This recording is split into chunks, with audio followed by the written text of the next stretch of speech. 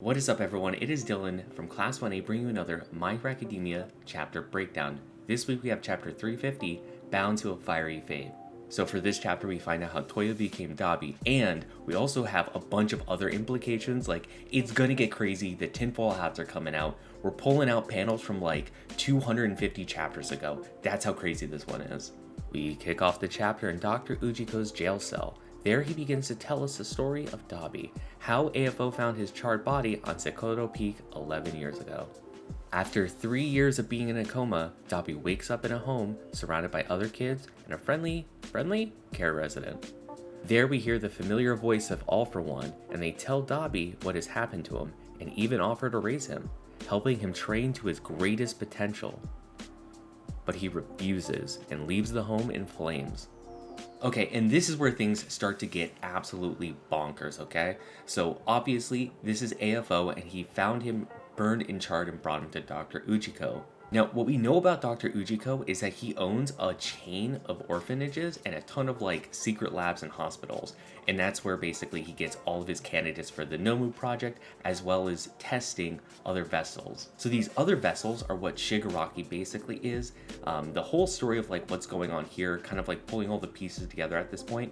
So AFO wants to essentially live forever and ascend. He wants to ascend past where he's at right now, and to do so he needs a vessel, which is Shigaraki. Shigaraki is a perfect vessel for AFO. If Shigaraki were to fail, he now has like hundreds of children, like hundreds of them potentially ready to pick up that mantle. So one example where we see this working is in My Hero Academia Vigilantes. If you haven't read it, go read it. It's amazing, it's awesome, and it's almost over. No spoilers really, this is just like a random kind of fact from it, but number 6 was actually one of these vessels as well. But it goes even deeper than that. So I saw this post on Twitter by Tom5050_. So huge shout out to him for being able to find this very, very quickly. But if we go back like 200 chapters, all the way to Overhaul, right? Overhaul, like one of the first big villains after League of Villains that we found. We go back there and we found that he was raised in an orphanage before the Yakuza took him in. And if we look at this panel right here, we see the orphanage he was in is literally the same one Dabi's in. So the way that the events kind of broke down here is that Overhaul was in this home with Dabi when he was sleeping. He woke up, set this place on fire, and that allowed him to escape and join the Yakuza. So like something that Dabi did directly affected the story of my hero all the way in the beginning with Overhaul. Like how crazy is that? Like I don't think this goes any deeper from here. I don't think that there's any crazy like implications, or I don't think we're gonna hear from Overhaul being brought into this or anything like that. But it just shows another tendril of All for One going into the story. We cannot look anywhere in My Hero, no matter if it's a spin-off, it's a side story. It could probably be even like one of those like little chibi smashes that they always do, like the little fun cartoons. No matter where we look, there is a tendril of All for One peeking its head into the story somewhere, and it is nuts. And not only just that, but we look at AFO picking up Dabi here. He has like the trench coat and hat looking very like mysterious and ominous. But this is like the same trench coat and hat that the character, the man that brought Shigaraki home to his mother had. Now, the current theory is that this person was AFO. He gave decay to Shigaraki here and basically tore his family apart, which is only reinforced even further with this scene here. All of it is just completely nuts. There's a ton of theories that are finally starting to come together and get super strong. So just, I don't know, it's wild to see AFO and all, like I said before, all his tendrils and just like how deep and far they all go.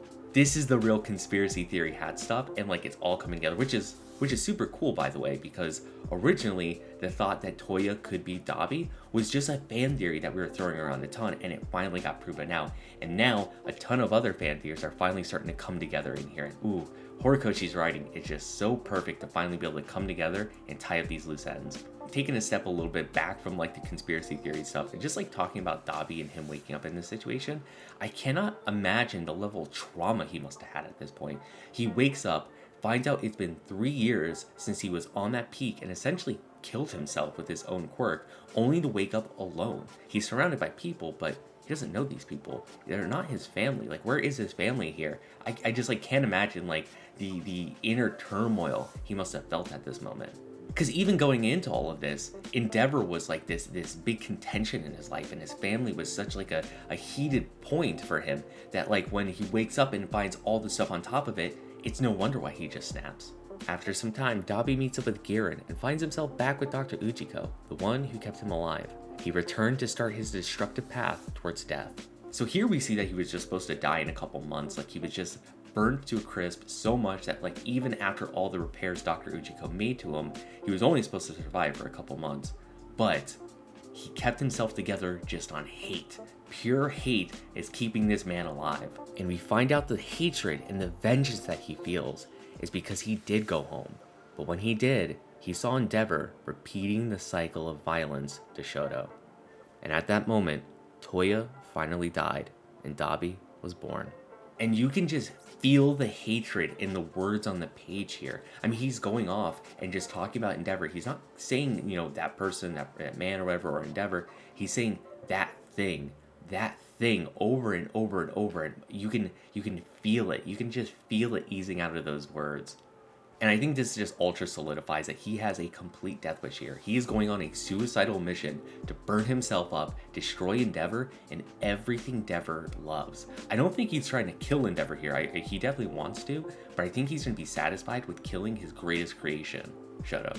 And we also see that this destructive path that he was putting himself on made AFO completely turn away from him. I mean, his quirk was essentially so strong that he just burnt himself up. So if AFO were to use it, he'd probably do the same. So he's completely useless to the League of Villains here, but he is useful in the fact that he is just a wild card that can just do anything at any moment. And I think that's why it's interesting, because we look back on all the actions that the League of Villains did early on in the series, and you constantly see Dabi doing other stuff, going off, being the wild card.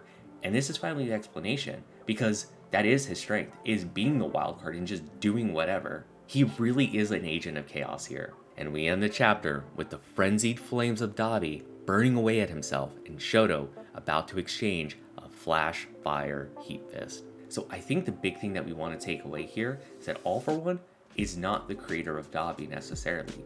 They brought him back to life and made sure that he was able to live on, but they didn't push him in any direction. Now, with Shigaraki, they kind of brought him in and they raised him up and they made him hate these heroes. But not with Dabi. They just brought him in, they healed him up, and that's it. That's all they did to him. After that, it's been all Dabi from here. All of these problems go back to Endeavor in the way that he treated Touya. Like the reason, all the abuse that he gave him made Dabi. Not AFO, not Dr. Uchiko, not anyone else. But Endeavor is the cause here. And I think that's just so interesting because every villain that we've come across so far, for the most part, they are products of their society, they're products of AFO raising them and manipulating them, but not Dabi. Dabi is all on his own. This villain would have appeared if someone else would have brought him in and healed him up. Dabi would still be around now. No matter what happens with AFO, Dabi still exists. And I think that's so interesting because it's a new lens on a new different type of villain that we haven't seen before. Okay, and so what is next? Where do we go from here? What did we just learn in this last chapter? What's still important? Now, I think all the revelations that we kind of revealed and some of the different theories that kind of connected on each other, I think the important thing to know here is that AFO has his tendrils everywhere. He is constantly stirring up chaos and destruction wherever he goes. Anywhere you look at My Hero, AFO probably had a hand in it. All the way from Overhaul to Shigaraki, even to Dabi in some aspects of just being able to bring him back to life. But no matter what you see, AFO is probably the cause of it in some way. And what's going to happen next, I think obvious to everyone here, is we're going to have the big fight between Shoto and Dabi. So I read this really awesome comment that kind of leads into what might happen with this fight. So we actually don't know the name of Dabi's quirk, completely unnamed right now. And we know that Horikoshi has a really high importance when it comes to naming things. Names mean a lot of stuff. I mean, think about Bakugo and his name, Dynamite. It was held for so long because it has such great meaning. And I think the same is going to be said for Dabi's quirk. Now, we might get to the point of where he burns himself up and he kills himself with this quirk, but maybe that is his quirk. Maybe that is the importance here.